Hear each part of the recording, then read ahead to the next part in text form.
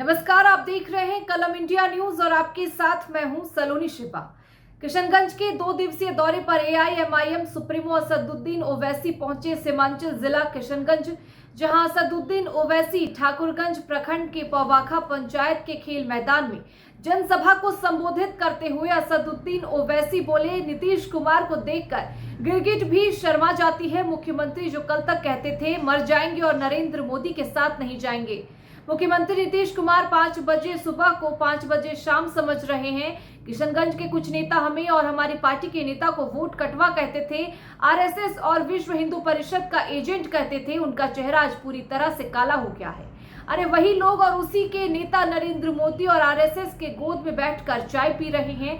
सीमांचल के लोगों को सरकारी नौकरी में कम हिस्सेदारी मिली है और असदुद्दीन ओवैसी चीख चीख कर बोले कि यही आरएसएस के लोग हमारे 500 साल पुराने मस्जिद को तोड़ने का काम किया है और विगत दिनों कई मदरसों में आग लगाने का काम किया है। यही लोग बिलगेश के आरोपी हैं। अब कुछ फिरका प्रश्न लोग हमें जान से मारने की धमकी दे रहे हैं। पहले हमें भाजपा का भी टीम कहा जाता था, जिससे कुछ लोग कामयाब नहीं हो सके, तो अब हमारे नेताओं का कत्ल किया जा रहा है। हम सीमांचल के लोगों का हक की बात पहले भी करते थे, आगे भी करते रहेंगे। आप जनता से अपील है कि हमारे नेता जनाब अख्तरुल इमाम को लोकसभा के चुनाव में भारी मत देकर पार्लियामेंट भेजने का काम करें, ताकि श्री इमाम सीमांचल के हक और हुकूम की बात कर सके। आगे वीडियो में खुद सुन लीजिए क्या कुछ कह रही हैं असदुद्दीन ओवैसी। साथ नहीं रहने वाले हैं नीतीश कुमार, कुलाटी मारेंगे, पलटी मारेंगे। और नीतीश कुमार ने अपने हस्बे आदत और अपनी फितरत के मुताबिक उन्होंने फिर से बिहार की जनता को धोखा दिया। जब विधानसभा के चुनाव चल रहे थे, मैं आपको याद दिलाना चाहूंगा, मैंने कई मर्तबा आपके दरमियान में खड़े होकर कहा कि इन पर भरोसा मत करिए, अपने वोट को जाय होने मत दीजिए। कर उसको वोट दिया, उसने एक मर्तबा नहीं कई मर्तबा आप लोगों को ठगा है। आपने सेकुलरिज्म के नाम पर, आपने बीजेपी को रोकने के नाम पर, मोदी को रोकने के नाम पर आपने वोट दिया। मगर बताइए आज आप क्या देख रहे हैं? इल्जाम अख्तरुल ईमान पर लगता है कि अख्तरुल ईमान और असदुद्दीन ओवैसी और आफ्ताब इंजीनियर बिहार में वोट तोड़ने के लिए आए हैं। मैं उनसे पूछना चाह रहा हूं, बताओ आज जिम्मेदार कौन है? आज जिन्होंने आपका वोट लिया और आपको धोखा नहीं दिया बल्कि आपके पीठ में खंजर घोंपा, आज वो सब के सब खामोश बैठे हैं। इसका जिम्मेदार ना सिर्फ नीतीश कुमार है, बल्कि इसका जिम्मेदार तेजस्वी यादव भी है। इसका जिम्मेदार भारत के वजीर आजम नरेंद्र मोदी है। ये तमाम के तमाम तीनों पलटू मास्टर हैं, बोलते एक हैं और सत्ता के लिए कुछ भी कर जाते हैं।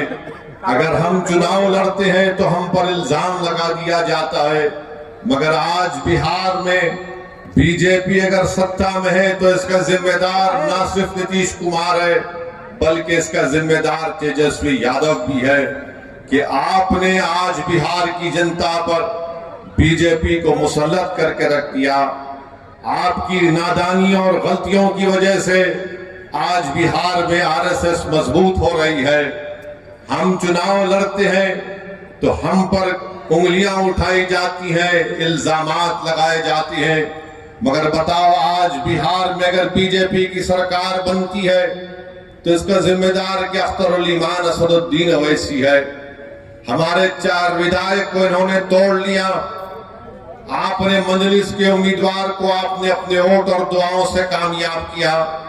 मजलिस के 4 विधायक को तोड़ा, ये बोलकर तो अपनी अना की तस्कीन के लिए तुमने मजलिस के 4 विधायक को तोड़ा। तुम नफरत करते हो कि सीमांचल की सरजमीन से एक गरीब और मजलूमों की एक सियासी लीडरशिप जो भर रही थी, तो तुम ये नहीं चाहते थे कि सीमांचल की जनता से इंसाफ हो। तुम ये जानते थे कि मजलिस ने यहाँ पर सीमांचल की आवाम में एक सियासी इनकलाब को बर्पा कर दिया। तुम ये नहीं बर्दाश्त कर सकते थे कि सीमांचल की जनता से इंसाफ होगा, उनको उनका हक मिलेगा। तो झूठ बोलकर हमारे 4 विधायक को नीतीश कुमार ने और तेजस्वी ने तोड़ा। अब बताओ वो 4 विधायक की क्या अहमियत है वहां पर? ना तो वो मुंह खोल सकते हैं, ना तो वो बगैर इजाजत के बैठ सकते हैं, ना तो वो बगैर कुछ सोचे समझे, इनके पास कुछ है ही नहीं। मगर मजलिस ने जो सीमांचल की सरजमीन पर जो एक सियासी इनकलाब को बर्पा किया, तो ये बात ना मोदी को पसंद आई, ये बात ना तेजस्वी को पसंद आई, ना ये बात नीतीश कुमार को पसंद आई। वो हरगिज नहीं चाहते कि सीमांचल से आपकी एक सियासी क़ियादत उभरे। वो हरगिज ये नहीं चाहेंगे कि बिहार में आपकी सियासी क़ियादत उभरे। बिहार में ये पैगाम दे दिया गया, बिहार में आन खड़ा हो जाता है। तो चाहे मोदी हो, तेजस्वी हो, नीतीश कुमार हो, वो इस बात पर मुत्तफिक हैं कि सीमांचल से इंसाफ नहीं करेंगे और कभी भी आपकी सियासी लीडरशिप को भरने दिया जाएगा। इसीलिए धोखा देकर, आपकी पीठ में खंजर मारकर, आपके वोटों से मुंतखब शुदा, आपकी दुआओं से मुंतखब शुदा 4 विधायक को उन्होंने खरीद लिया। अब बताइए कौन जिम्मेदार है अगर आज बिहार में बीजेपी की सरकार है? तेजस्वी से पूछेंगे तो तेजस्वी बोलेंगे चाचा हमको छोड़कर चले गए। नीतीश कुमार से पूछेंगे तो अल्फाज चाप चाप कर बोलेंगे हम मर भी गए तो नहीं जाएंगे, अब कह रहे हैं कि हम यहीं रहेंगे। यानी नीतीश कुमार, अगर गिरगुट और नीतीश कुमार को सामने रखा जाए तो गिरगुट कहेगा कि मुझे इससे शर्म आती है।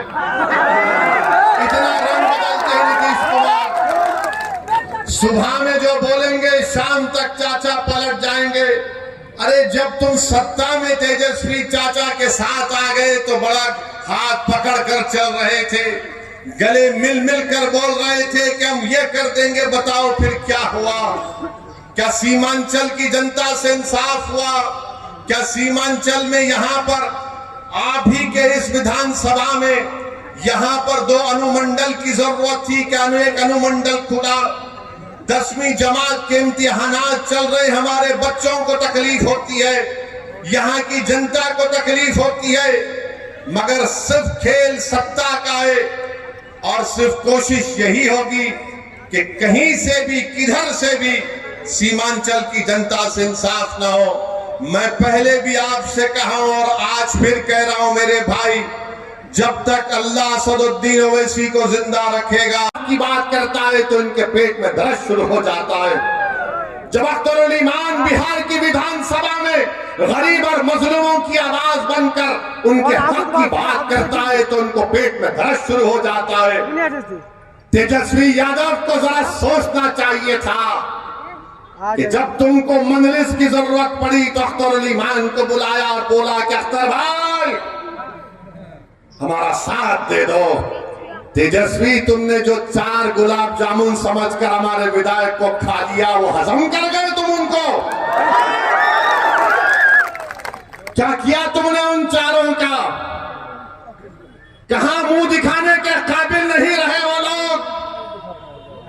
आज अख्तरुल ईमान से कह रहे अरे हमने पहले दिन से कहा था कि हम बीजेपी से कभी समझौता नहीं करने वाले, हम कभी समझौता नहीं किए, ना करेंगे कभी इंशाअल्लाह ताला। 2 मर्तबा नीतीश कुमार को तुमने मुख्यमंत्री बनाया और 2 मर्तबा नीतीश कुमार ने बिहार की जनता को धोखा दिया और बीजेपी को सत्ता दी। मगर बताओ इनकी जबानें बंद है, जबानें बंद है, कुछ नहीं कहते। मगर मेरे अजीज दोस्तों और बुजुर्गों, हम आपसे सिर्फ यही अपील करने आए हैं कि आने वाले लोकसभा के चुनाव में नरेंद्र मोदी के 370 का वो जो दावा कर रहे हैं उसको रोकने के लिए, सेकुलरिज्म को हकीकी कामयाबी दिलाने के लिए, सीमांचल में इंसाफ की लड़ाई लड़ने के लिए बिहार के गरीब और मजलूमों के ताकतवर आवाज को पार्लियामेंट में पहुंचाने के लिए, वतन अजीज के गरीब और मजलूम अकलियतों की आवाज को बिहार से पार्लियामेंट तक भिजाने के लिए हम आपसे ये अपील करने आए हैं, गुजारिश करने आए हैं कि आप अब की बार मजलिस को वोट दीजिए। जो लोग सेकुलरिज्म की बात करते हैं वो सिर्फ तुम्हारा वोट लेना चाहते हैं और उसके बाद वो बीजेपी को इख्तियार देना चाहते हैं। तो हम आपसे अपील कर रहे हैं कि आने वाले लोकसभा के चुनाव में आप मुत्तहिदा तौर पर अपने वोट का इस्तेमाल करते हुए अपनी आवाज को लोकसभा तक भिजाइए ताकि आपके इत्तेहाद, हाँ, ये जो तेजस्वी यादव है यहीं पर कहा था सीमांचल डेवलपमेंट बोर्ड बनाएंगे, कहा था ना, यही कहा था। हमारी बात का यकीन कर लो, सीमांचल डेवलपमेंट बोर्ड कहां गया? हजम कर गए तुम उसको भी। जब वोट लेना आता है तो सब खड़े होकर झूठी बातें करते हैं। और क्या कहा था तेजस्वी ने कि हैदराबाद से ओवैसी आया, इसको बिरयानी खिलाकर भिजा दो। अरे तेजस्वी, तुमको कभी खाने की जरूरत पड़ गई तो हम अपने घर से भिजाने को तैयार हैं। बताओ, मगर तुमने सीमांचल की जनता का खाना छीन लिया, तुमने सीमांचल के गरीबों से इंसाफ नहीं किया। तुम तो डिप्टी चीफ मिनिस्टर बन गए, चाचा को मुख्यमंत्री बना दिए और खूब तुमने गुलाब जामुन खाए, खूब मलाई खाई, मगर सीमांचल की जनता परेशान है। तो इसीलिए हम आपसे अपील कर रहे हैं कि आप आने वाले चुनाव में मुत्तहिदा तौर पर मजलिस का साथ दीजिए। हम पिछले बार भी एक ही सीट पर लड़े थे, दूसरी सीट पर नहीं लड़े, तो कई सीटों पर बीजेपी जीत गई। मगर अब की बार इंशाअल्लाह ताला किशनगंज भी लड़ेंगे और भी कई पार्लियामेंट की सीट पर इंशाअल्लाह ताला हम सोच और विचार कर रहे हैं, क्योंकि हम जान चुके हैं कि तुम बीजेपी को नहीं रोक सकते। मोदी सीमांचल की इंसाफ की लड़ाई लड़ते रहेंगे। तुम्हारे साथ नारा लगाइए, सीमांचल जिंदाबाद, सीमांचल जिंदाबाद, जिंदाबाद, जिंदाबाद। सबने दिया है हमको चोट, बहुत हुई झंडा बरदारी, लेके रहेंगे हिस्सेदारी।